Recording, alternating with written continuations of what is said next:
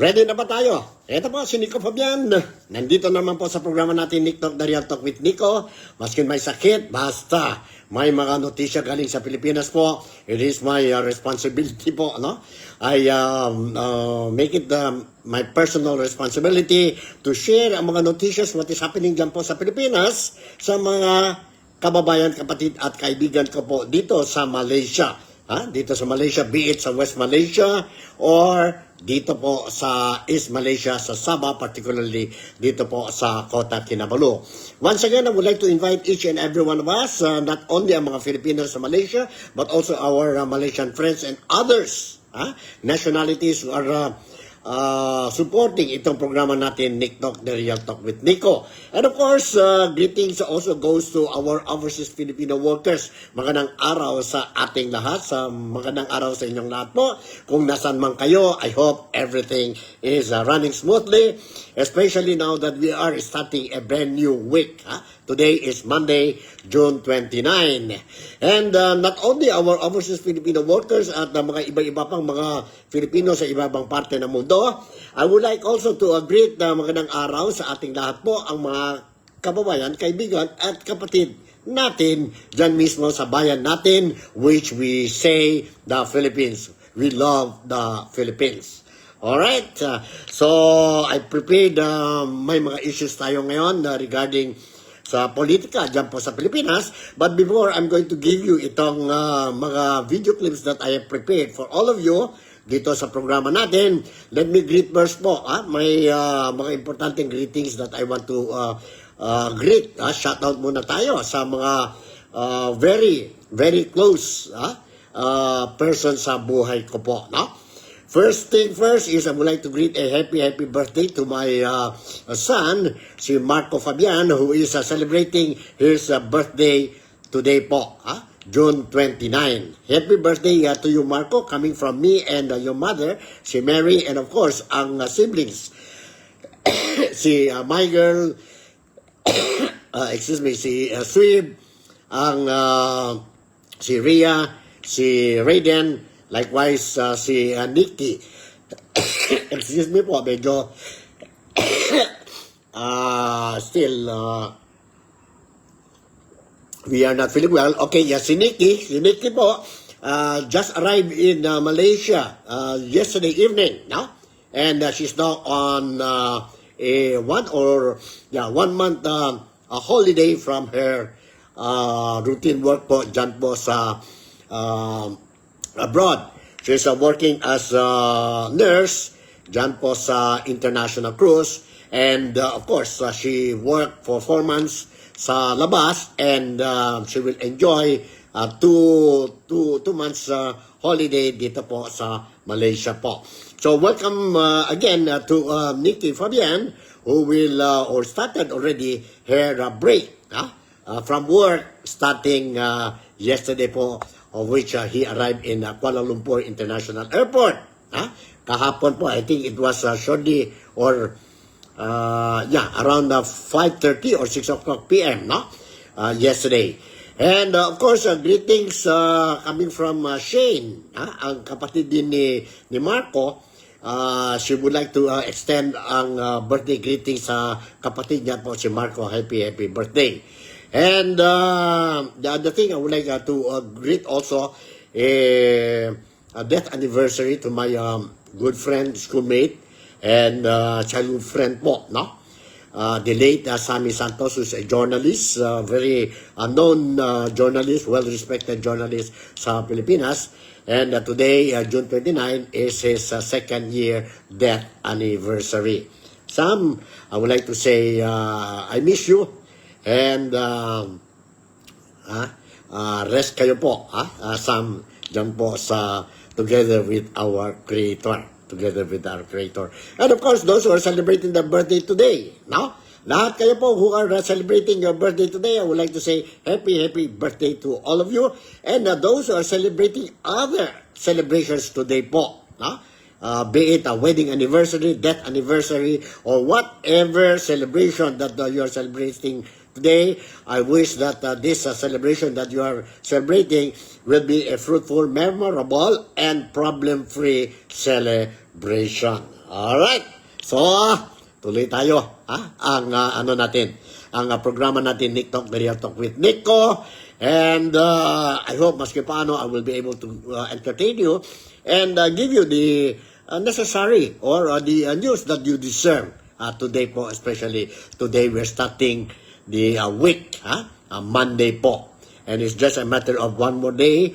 Then we are going to have a brand new month, and that is the month of July. Month of July po. So, okay. Sana nasa condition tayo. And nandito na po ang mga balita that I'm going to share with you po. Now, to start with our mga balita galing sa Pilipinas, let me share with you po. Last week, if you remember, during my programs last week, I mentioned about the pre-trial conference of Inday Sara Duterte. No? Natapos na yan po, Friday ba yun? Thursday, natapos na yan po ang marking of evidences po and other documents, no? Both parties, both this prosecutor as well as the defense team po already agreed. And tuloy na po yon July 6 impeachment trial of Inday Sara Duterte, of which a lot of Filipinos, if not all, we are eagerly waiting for July 6 po. No? It will be an open trial po. Ibig sabihin open trial, ibig sabihin yun po, it will be aired live sa mga television po, sa radio, television, and of course, you will get the news sa mga newspaper, including na po sa social media. Don't forget ang social media po. Ang daming mga vloggers who will be updating us, no? Tungkol sa impeachment trial of Inday Sara Duterte, which will officially jumpstart on July 6. July 6 po. So, yon. Now, I mentioned last week because narinig natin po na ang prosecution team dyan po sa impeachment of Inday Sara Duterte, they also are looking into the calling witnesses po, no? Yung mga unwilling witnesses. Ang unwilling witnesses, hostile witnesses po, to be called during the impeachment trial procedures. And one of those, no, na name ang prosecutor team is yun na former court sheriff dyan sa Davao, and I'm referring to no other than ex-sheriff si Abe Andres po. No?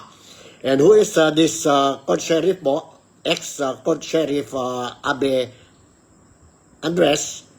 He was the one who was being punched by Vice President Inday Sara Duterte way back in 2011. No? Mayroon demolition exercise sana dyan po sa Davao, and Inday Sara Duterte was attending a meeting during that time po. Now, and Inday Sara Duterte requested si Sheriff Andres to delay 1 or 2 hours, wait for her to arrive dyan po sa site, sa site po, because when it comes to the interest and welfare of itong mga, for example, itong mga affected families or residents po sa demolition po, she is very concerned. Inday Sara Duterte is very concerned.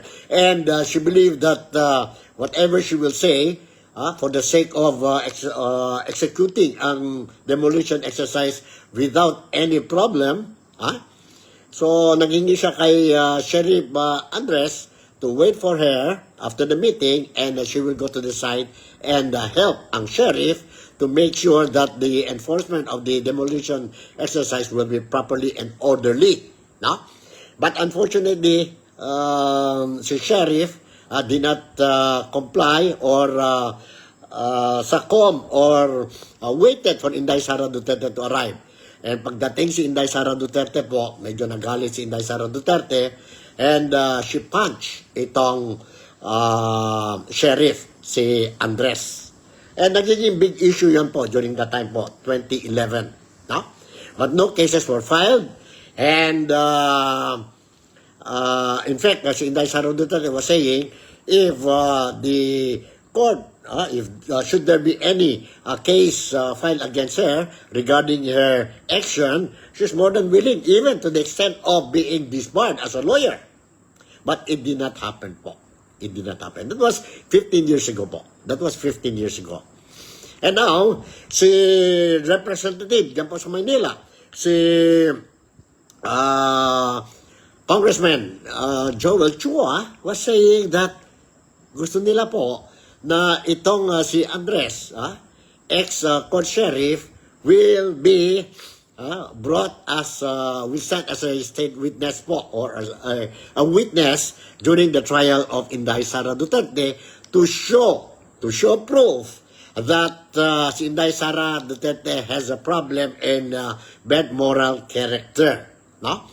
This is in line maybe yun po sa threat, the alleged threat of Inday Sara Duterte to the President, si President Ferdinand Bongbong Marcos Jr. of BBM, to the First Lady, and of course ano ito po, sa former Speaker of the House, si Martin Romualdez. Sa palagay niyo po, okay ba yun mo? After 15 years, then you want to call as a witness during the trial po, itong si ex-court sheriff Abe Andres. Si Abe Andres po, he already mentioned, he already stated his intention po that he don't want to participate po. He want to have a peaceful life, okay na ang buhay niya po. And ayaw na niya po yun to be participated dito po sa trial, dito po sa political problem ng gobyerno ngayon po. But si Congressman Joel Chua was saying, even though you don't want, but we have the right to bring you to this, sabihin natin, trial, and you stand as witness. Matuloy ba yun o hindi? We don't know. We don't know po. Sa palagay ninyo po, tama ba yun ang ginawa nila? Or it is just a matter of knowing the fact that it is very difficult to convict Inday Sara Duterte's impeachment trial based on the threshold ngayon po. 2/3, that's 16. So, baka this is a confirmation that they just want to destroy the image of Inday Sara Duterte or the Vice President Inday Sara Duterte during the trial. We don't know po. These are claims made by the other camp, and I'm not saying that ako yung po is saying, no? So this is what we heard. This what I can share with you po, no? So yun, that is the situation. So anyway, let me share with you a video clip. Again, I will share with you a video clip coming from sabihin natin, Tony, well-known lawyer, Attorney Regal Oliva, a blogger din po, and maganda mga issues she would normally share sa publiko po. Maganda talaga po. So let me share with you itong video clip ni Attorney Regal Oliva po. And kayo na bahala po. Hold on, Hold on po. Pasensya lang sa boses natin, and kung I'm coughing, wala na tayong magawa. But ito talaga ang gusto ko. I want to share with you or join you po sa programa ko po, so that you will be able to get some news, ang mga latest updates regarding what is happening sa Pilipinas. So, I hope you will understand ang situation ko ngayon po when it comes to my appearance, my voice, no? And my health po. So, nandito, let's watch and listen to this.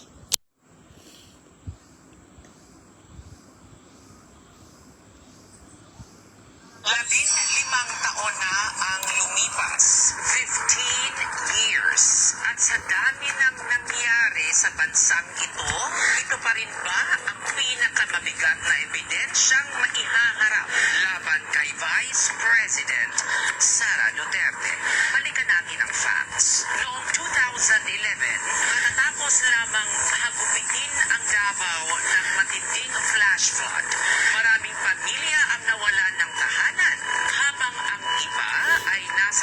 evacuation centers, isang demolition ang itinuloy pa rin sa Agdao sa bisa ng isang court writ. Nandoon si Mayor Sara Duterte. Hindi dahil naghahanap ng gulo, kundi dahil sinusubukan niyang pigilan ang mas malaking karahasan. Totoo, nagkaroon ng pisikal na konfrontasyon sa sheriff. Totoo rin na iyon ay nakitala sa kamera at naging usapin ng buong bansa. Pero ang tanong ngayon ay iba. Ano ang relevance nito sa impeachment trial? 15 taon matapos ang insidente. Hindi ba't ang impeachment ay dapat tumuon sa mga articles of impeachment mismo?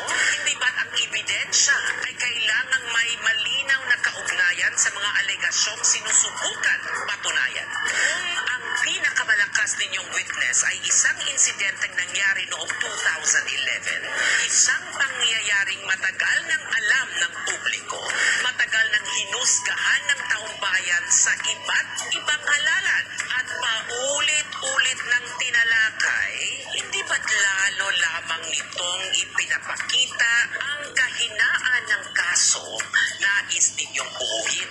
Sa batas, relevance is everything. Hindi sapat na dramatic ang kwento.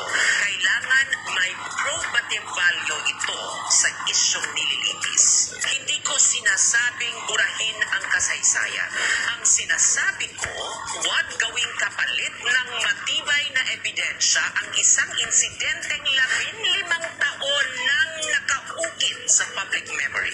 Kung ang impeachment ay tunay na paghahanap ng katotohanan, dalhin ninyo ang pinakamabibigat ninyong ebidensya. Pero kung paulit-ulit ninyong ibinabalik ang eksenang alam na ng buong Pilipinas, baka hindi si Sara Duterte ang nahihirapan. Baka ang kaso mismo ang hirap patunayan. Another day.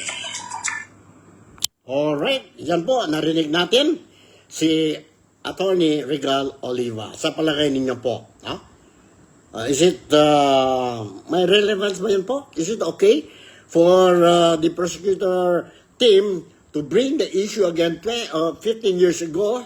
No? Yon ex-court sheriff po, what happened kay Inday Sara Duterte when she was a mayor dyan po sa Davao? Or dapat lang po, they will focus on the 4 prayers, yon po sa impeachment trial of Inday Sara Duterte, during the time she is the vice president. Sa vice president po. So what do you think? No? Yun po ang questions ng mga tao dito po sa Malaysia, particularly dito po sa Pilipinas. Sa Pilipinas, sa Sabah po. Let me share with you a news article. News article ito po. Lumabas na ito po sa dyaryo ngayon, dyan po sa Pilipinas at saka sa mga online news, sa mga various or different legitimate newspapers sa Pilipinas. And the story goes this way po. Ang heading is, House Impeachment Body Eyes Unwilling Witnesses. Alright, let me read you this story. Manila, the Senate Impeachment Court has the authority to compel the attendance of reluctant witnesses, and the House prosecution team may invoke that power by requesting subpoenas for those deemed crucial to its case, lawmakers said kahapon po, Sunday. Manila Representative Joel Chua said unwilling and hostile witnesses may be compelled to attend the hearing even if they resist. Pointing to a former court sheriff assaulted by Vice President Sara Duterte in 2011 and members of the staff. There is no such thing as unwilling or hostile witness, sabi ni Congressman Joel Chua. But their testimony must still be heard as it will add to what the prosecution seeks to prove, he added. The prosecution has listed 57 witnesses it may call for the trial, including former court sheriff Abe Andres, who was punched by Duterte when she was a Davao City Mayor over a dispute in a court order demolition 15 years ago, and iba pang mga witnesses po like si Zulica Lopez, Duterte's longtime chief of staff. The witnesses we listed will not necessarily all be called for right away. They were included only in case their testimony is needed, he added. But if we reach a point where we believe that the testimony is already strong and they are no longer required, then most likely they will not be summoned. Yan po. Depende pa rin po, sabi niya. Kung okay na yan po, ang mga ebidensya, baka itong mga unwilling witnesses will not be called. But the mere fact they already mentioned that si ex-court sheriff, most likely will be called to stand as witness during the trial against sabi natin Vice President Inday Sara Duterte po, na dapat lang na po, sabi ni Congressman Chua, who is part of the prosecution legal team po. Ganon ba yun? Ganon ba yun? But anyway, let's see what will happen. But it was very clear already na 2 days ago or 3 days ago or last week po, si ex-court sheriff Abe Andres, he already made it clear and publicly said that he is not interested. Maganda na ang buhay niya, quiet life na po, and he don't want to participate in this political problema dyan po sa impeachment of Inday Sara Duterte. And remember, that was 15 years ago. Alright? So, the other video clip that I'm going to touch now is reaction coming from another well-known professor, political analyst, strategist, dyan po sa Manila, and I'm referring to Professor Malu Tequia, and she was interviewed, live yun po, the other day, by itong programa Political Bit, Political Bit po. And they touch on the pre-trial conference of Inday Sara Duterte. Let's watch and listen to itong interview, a portion of the interview of Professor Malu Tequia during the Political Bit talk show po. Let's watch and listen to this. Hold on po. Sandali. Nandito po. And this you will have an idea kung mga opinion, observation ni Professor Malu Tequia when it comes to the, sabihin natin, sabihin natin, ang pre-trial conference ni Inday Sara Duterte last week po. Nandito, let's watch and listen to this. Hold on.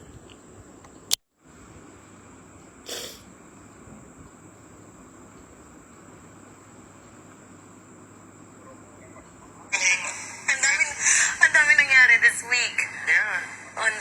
Specifically on the pre-trial. We see, it's closed off to the media, right? So we didn't get first-hand access to it. But we did speak to many people, both sides, defense, prosecution. And that's where doon natin nalaman yung mga the demands of each side, the list of witnesses, and so on and so forth. First of all, what did you make of all of it?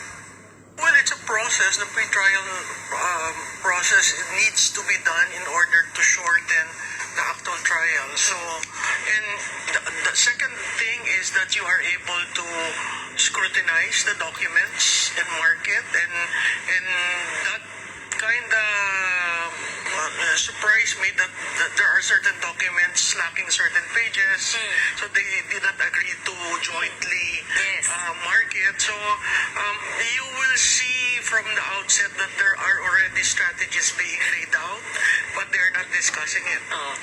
What are you sniffing? What do you see? even the list of witnesses, di ba sabi, you are mirroring our witnesses, but that's essentially a strategy to debunk and assail.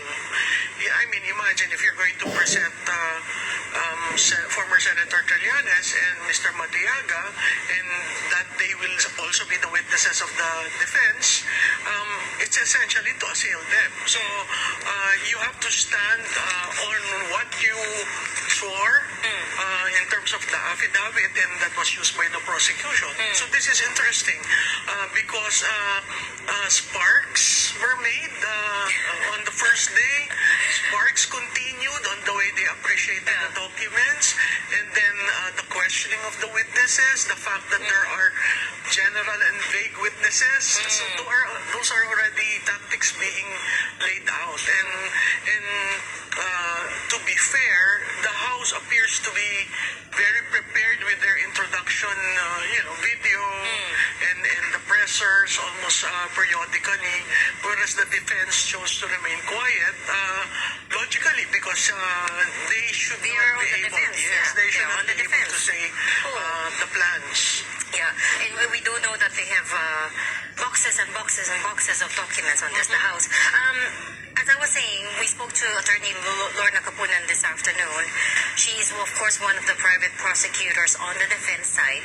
Sabi niya, the prosecution side is probably calling around 57 witnesses, whilst the defense is calling about 29 witnesses. The funny thing she said there is that out of the 29 that the defense is likely calling, 25 are common with the prosecution. And she says it's weird kasi pwede naman i-cross-examine ang witness ng prosecution. Bakit kailangan ilagay din yung name sa... Well, that's a tactic. And I mean, Attorney Kapunan should not be surprised. She's a trial lawyer. So if you bring in a witness who can be assailed, then the whole thing drops, right? The whole case, kind of go haywire, and that is not probably to the interest of the prosecution. So the idea there is to assail Yes. witnesses. Assail the witness, witnesses, assail their attack the affidavit. credibility. Yeah. And if that works, then the whole case. Remember, I think there's a question on the confidential fund. Piatos, they're saying they have a witness named Piatos. Good luck, because that's an homme de guerre.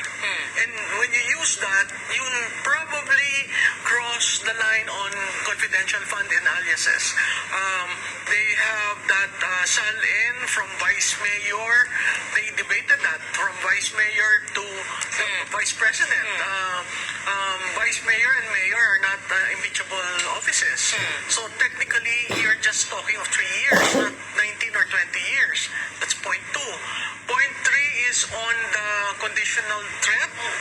Conditional threat is something that is hard to prove unless they bring in that person who they claim was commissioned by the Vice President to do. Maybe they Yes, found so- him. Or I don't know. I don't know. Pero yung Sal-in, they have it all the way, up to 20 years. But the ones when she was already a Vice President apply. Yeah, just 3 years. So why are you using the time during when she was vice mayor to mayor? I guess just to show a pattern there. What Right? pattern? Of Those are not increasing. impeachable offices. Pero malayo pa sa Sal-in as we saw during the Malayo House sa Justice sweldo, kasi ang Committee. sweldo ng vice mayor at ang sweldo ng vice president talagang magkaiba. So doon pa lang, malayo na. So yung claim mo ng illegal wealth, etc., will also go to the flush because those are not impeachable years. So, basic. So, kung makikita mo, pahina ng pahina yung kaso ng House of Representatives. And then now, they are introducing new evidence which was not alleged during the substance and form period. So, But that was always their argument that they have more evidence. Of course, some of it you will save for the trial but proper. it is not in the affidavit. But it is enough. Kasi yung sa Justice Committee hearing, you were not looking for proof beyond reasonable doubt. out. It was a much lower But threshold, that is right? not the role of the House of Representatives. That's the role of the trial court. Correct. So, You wrote a column arguing that this is well, sorry, let me shift to the Senate now because it's related. You wrote that the Senate, what's happening there is a succession war designed to find a more pliable candidate yes. for 2028. Yes. Talk us through that. Why do you think so? Because if you are able to convict the vice president, then the president, the incumbent president, can choose from the House of Representatives or the Senate who will be the vice president. So, of course, Senate President Gatchalian is very much interested to that. There are certain representatives in the House who are interested. And that alone, the succession, defines 2028. If I am taken and confirmed by both chambers to be the vice president, succeeding Vice President Sara Duterte, then I am more competitive as a successor. The problem with our presidential system is that every president has to take care of the succession. Unfortunately, some do not want to get involved with the successor leader, because they will be staking, and if you do not have an endorsement power, your candidate, whoever you will anoint, will suffer. I.e., Gloria Arroyo and Gibo Chodoro. So those things have to come into play, and every president must now reckon with who will be my successor. Let me be blunt and connect the dots here. You're saying this is BBM's way of anointing his successor? Yes, by getting whoever he will anoint as vice president in replacement to Sara Duterte, and getting both chambers to confirm. Two things. The president can nominate from any of the House or Senate, but both chambers will have to confirm. Of course, of course. But Alright, yun po, narinig natin ang opinion ni Professor Malu Tikia, who is a political strategist, no? Political analyst, and well-respected dyan po sa Pilipinas. So yun ang opinion niya, and a lot of issues she raised, and it makes things more exciting for ang mga Filipinos who are eagerly waiting for July 6 po sa official jump-starting of the impeachment trial of Inday Sara Duterte. So, yun po ang latest updates natin tungkol dyan po sa political arena dyan po sa Pilipinas. The other issue that I want to share with you sa programa natin ngayon po is tungkol naman sa National Bureau of Investigation. No? National Bureau of Investigation, and I suppose you already heard that the director of the National Bureau of Investigation, last Friday yata yun, last Friday, they already filed a case against a former Congressman, Secretary, si Mike Defensor, a plunder case po, plunder case ba yun? No bail daw yun po, no? So, let's listen to this video clip na I prepared para sa ating lahat po, ang report tungkol itong issue na ito po. Let's watch and listen so that you will understand really, no? You will have more information regarding itong issue, regarding itong issue po ni Mike Defensor. Let's watch and listen to this report. Hold on, sandali po. Nandito, let me... Okay, ano muna tayo dito po? Ang report. And let's watch and listen to this.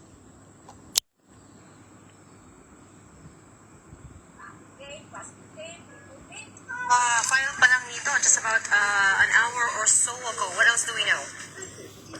Yes, Red, one of our sources from the National Bureau of Investigation has confirmed that the charges of qualified human trafficking charges against a former Congressman Mike Defensor has been lodged to the Pasig Prosecutor's Office following a raid in one of the KTV bar in April where more than 50 women have been were allegedly rescued from sexual exploitation. NBI Director Melvin Matibang earlier said that the agency has gathered what it considers is strong evidence linking Defensor to the case, specifically Reg. The NBI Director pointed out that Defensor's chairmanship in the corporation that runs the establishment and where the rated KTV bar and the hotel operates. Matibang added Reg that there were also specific modifications to the establishment to enable the operation of the human trafficking and sexual exploitation scheme. Reg. Carlos, none of this is coming as a surprise, no? 2 days ago, NBI held a press conference saying that they will indeed be filing soon. And as early as last week, Director Matibag also appeared on our show on StoryCon to say that yes, the case buildup is done. They are ready to file charges. But at this point, we also know that Mike Defensor has denied all allegations, right? Have you heard from him since then?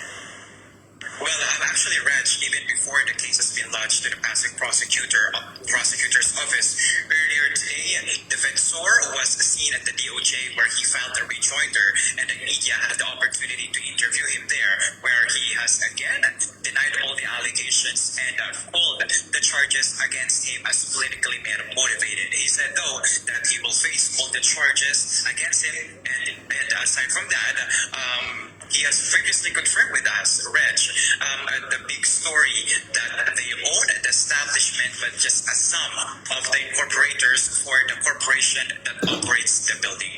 But we're yet to hear from him, Reg, when the case was filed later this afternoon. So nakapag-file na siya ng rejoinder. It was for a cyber libel complaint against him and the 18-bagman Reg, so it's not about the case. He just went there and the media had the opportunity to ask him. Not the this qualified human trafficking case. Yes. But we also know through a video that he released on social media that he's denying it. Kasi diba, Director Matibag had shown, was it a blueprint of the establishment saying that he had approved, Mike Defensor had approved a secret tunnel that leads to the KTV from his office, and Mike Defensor has already said that that's not true. Tama ka dyan, Reg, no? And actually, yung blueprint na sinasabi na yun, ayon kay Director Matibag ng NBI, ay meron daw Mike's room na nakaspecific doon, no? At kabukod dyan, pati lang hindi raw sumunod sa ipinasang plano sa Engineering Office ng Pasig City, yung construction ng Blue Hotel, no? At ng KTV bar, para nga daw mag-operate or magpatuloy yung tinatawag at allegation ng human trafficking at yung sexual exploitation. No? Kagaya na lamang ng modification sa mga labasan, sa mga hagdanan, at sa mga kwarto. No? Though, kaya yan nga itinagyan ni Defensor at sinabi na meron pa siyang ibang mga allegation. No? Pinagit pa nga ni Defensor yung asawa ni NBI Director Matibag at hinamon ito ni Matibag na maaari niyang kasuhan ang asawa nito kung meron ng patunay doon sa allegation naman ni Defensor at may kinalaman daw ito sa flagrant zone scandal. Oo nga, I also caught that when nasama na sa usapan si Congresswoman Ann Matibag. What happens now, Arles? Because as we keep pointing out, qualified human trafficking is non-bailable. What's the NBI's plan here? Well, at least Reg, they have confirmed and Matibag has repeatedly said that they have a strong evidences against Defensor. So what we're looking at now, once since the case has been filed at the prosecutor's office of Pasig City, it will now undergo preliminary investigation. And of course, Defensor will be tasked by the local court to respond and file his counter affidavit. And from then on, the court will decide whether it will go through trial. And aside from that, this is a serious allegation, Reg, because under the Philippines Anti-Trafficking in Persons Act of 2003, or Republic Act number 9208, as amended, qualified human trafficking is penalized with life imprisonment and a fine of 2 million pesos to 5 million pesos. And like what you have said, this is non-bailable. Now we will wait as how these charges of qualified human trafficking will unfold in the coming days. Reg. Oo nga. Alright, yan po, narinig natin ang report galing dyan po sa Pilipinas tungkol ang kaso nag-file ang National Bureau of Investigation, si Director Melvin Matibag po, against or kay former Congressman Cum, Secretary Mike Defensor, no bail yan po, human trafficking, qualified human trafficking po, if convicted, no bail po, life imprisonment yun po, and the penalty, financial penalty will be between 2 million pesos to 5 million pesos po. If you notice, karamihan ng mga those who are going against the government, very vocal against the government po, ang mga kaso being filed against them or build-up cases against them po, mostly are non-bailable. Non-bailable po. Why non-bailable po? Kung totoo itong mga balita, narinig natin, mga chika-chika, we heard from various sectors po, because once you are arrested, detained po, so sa loob ka na po. So there is no way for you to attend whatever rallies, nasa loob ka na po, just like what is happening kay Senator Jinggoy Estrada po. Also, one elected senator who is vocal about corruption, who is vocal about participation of top government officials in the flood control project, the scam. And remember, mayroon din na kaso, I don't know what happened now po, although si Senator Rodante Marcoleta already said in the event, mayroon kayong arrest warrant sa akin, or warrant of arrest, then he will peacefully surrender po. And that case, again, is a plunder case against Rodante Marcoleta. So it means plunder case, it means no bail din. No bail din po. No bail din po. So yun, that is really what is happening dyan po sa Pilipinas. Ganito na lang ba? Selective ang justice natin ba dyan sa Pilipinas o hindi?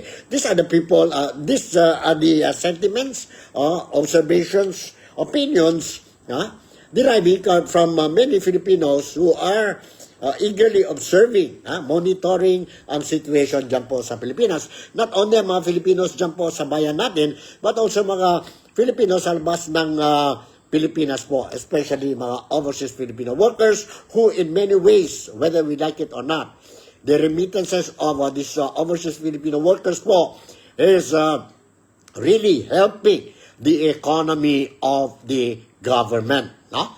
And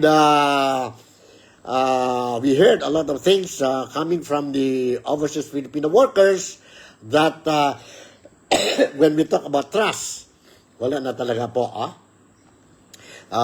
Declining na talaga ang trust and confidence to the present government of President Ferdinand Bongbong Marcos because of these corruption cases or activities na expose sa Pilipinas po o sa mga Pilipino po.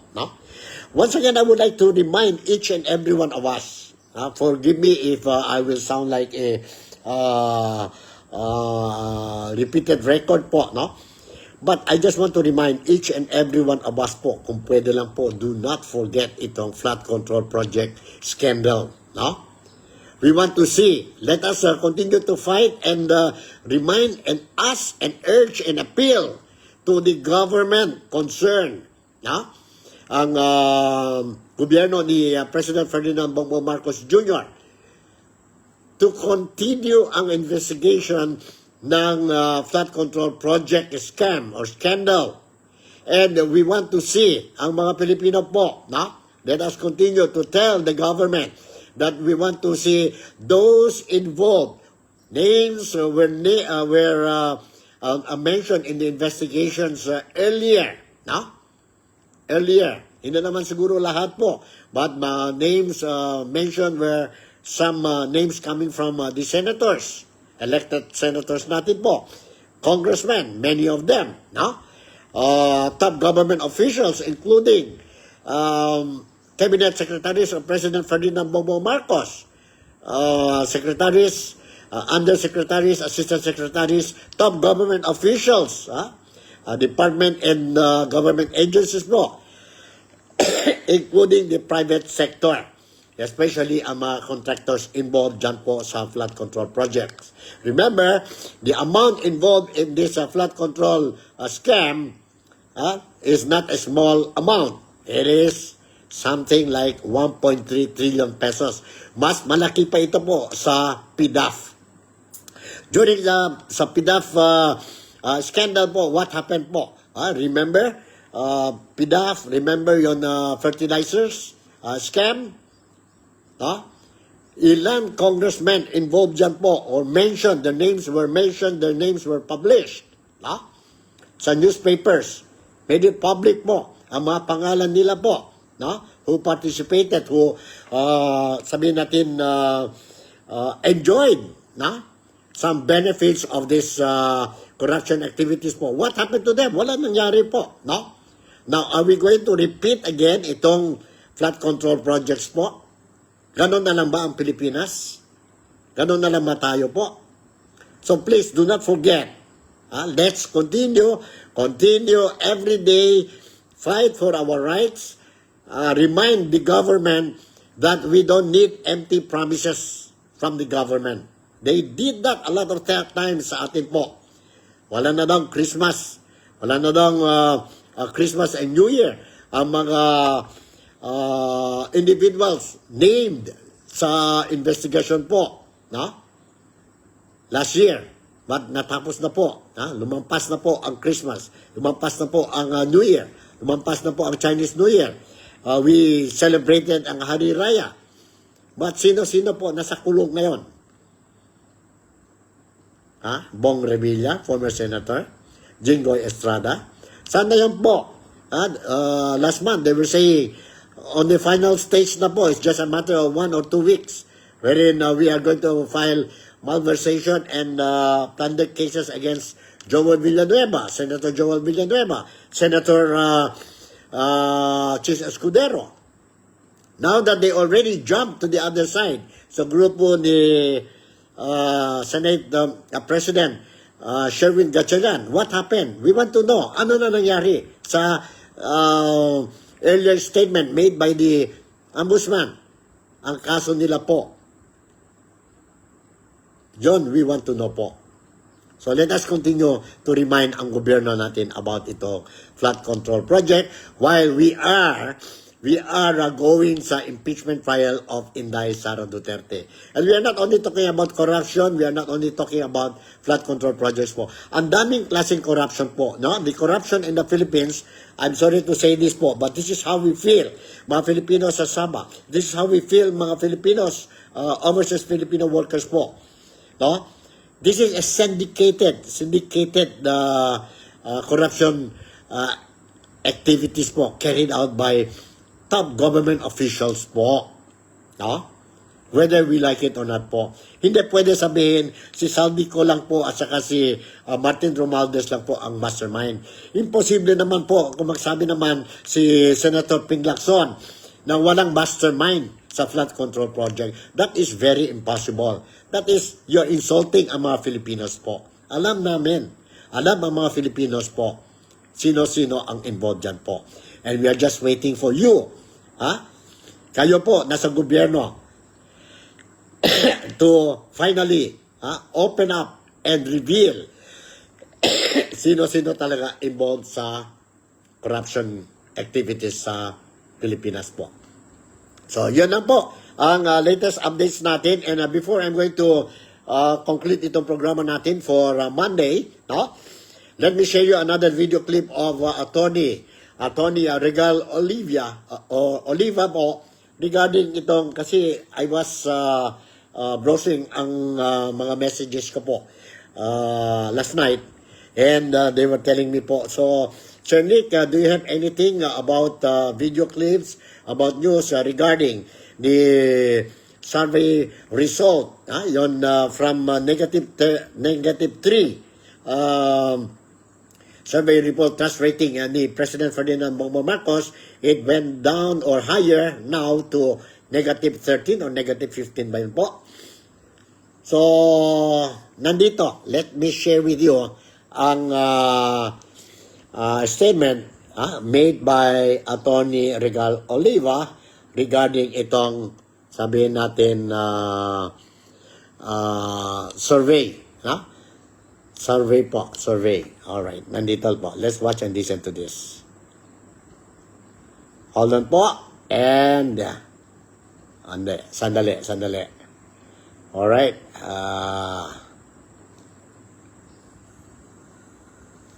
May dalawang numero Hold na lumabas on. Okay. Sandali po. Si Attorney Regal Oliva. Nandito po. Let's watch and listen to this po.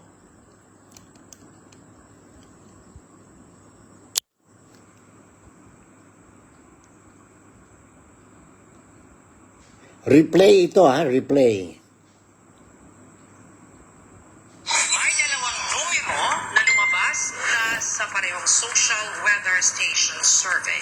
At kung pagbabatayan ng datos, magkaibang kwento ang kanilang sinasabi. Sa first quarter 2026 SWS survey, conducted from March 24 to March 31, 2026, President Ferdinand Bongbong Marcos Jr. posted a net satisfaction rating of negative 15, down from negative 3 in November 2025. Sa parehong survey period, Vice President Sara Duterte remained the highest-rated top government official in the country. Those are not opinions. Those are survey findings. And in law, we begin with facts. Now, let us be clear. A satisfaction survey has no binding legal effect. It does not remove a president. It does not install a vice president. It is not an impeachment vote. It is not an election. But in a constitutional democracy, it remains a relevant indicator of public confidence. After all, Article 2, Section 1 of the Constitution declares that sovereignty resides in the people and all government authority emanates from them. Meaning, while surveys are not law, they measure the very source from which government derives legitimacy. And that is why these numbers matter. Because while Malacanang may argue that economic indicators are improving, the public appears to be saying something else. A net satisfaction decline from negative 3 to negative 15 is not statistical trivia. This is a 12-point drop.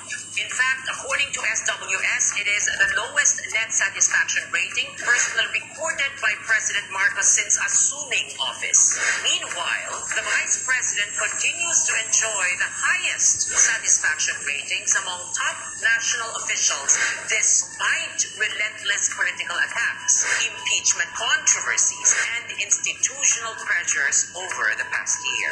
And perhaps that is the legal and political paradox before us. One official holds the powers of the presidency. The other appears to hold a larger share of public trust. Kaya siguro ang pinaka-sarcastic na headline ngayon ay ito. Congratulations, Mr. President. Your numbers have dramatically increased from negative 3 to negative 15. Lumaki nga, negative na lang. Because in politics, government can dispute critics. Government can attack opponents. Government can issue press releases. But there is one thing government cannot cross-examine: a dissatisfied public. And when two officials elected by the same Filipino people begin moving in opposite directions in public sentiment, the issue is no longer political messaging. It becomes a question of governance. And that, more than any survey itself, should concern every administration. Alright, yun po. Narinig natin si Tony Regal Oliva. So with this, I would like to say thank you very much for making me a part of your day today. Once again, I would like to greet happy birthday to my son, si Marco Fabian, who is celebrating his birthday today. And welcome for kay Nikki Fabian din, who is starting her holiday dito po sa Malaysia po. So with this, hanggang dito na lang. Once again, Hidup Malaysia, Sababole, mabuhay ang Pilipinas, God bless the world. I'll see you in my next episode. Bye and I love you. Ingat kayo.